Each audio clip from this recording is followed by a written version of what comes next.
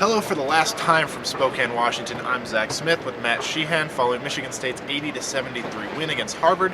They're on in New York. Matt, they got out to a big lead. MSU got out to a big lead, 16 points, but then it all went away. What happened? Yeah, it was cruise control in the first half. Everything was going right for Michigan State. Dawson was on fire. Transition game was on point. Even in the second half, they got out to a 16-point lead, just like you said, but they got a little too comfortable with that, and Harvard really cranked up the defense in the second half.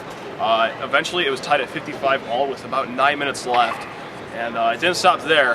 This whole place turned into a Harvard home crowd after Laurent Rivard hit a three-pointer, his first points of the game with 7 minutes left, to take a 2-point lead. Luckily for Michigan State, though, Travis Trice comes up huge with a three-pointer in the next possession to take the 1-point lead.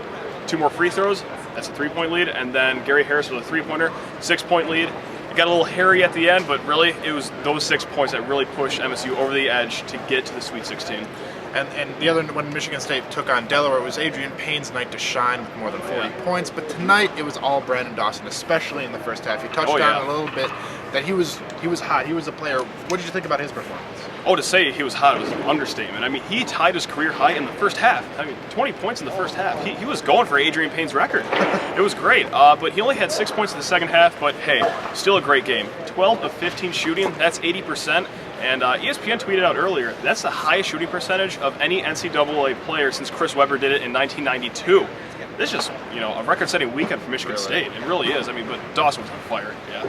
And even a player that didn't make as many moves in this game was Keith Appling. He only scored a couple points on free throws, but after the game, Tom Izzo called him the unsung player of the weekend. Just what he did distributing the ball, what he did, rebounding defensively. He was kind of their guy that went without being mentioned on the stat I can see that, yeah.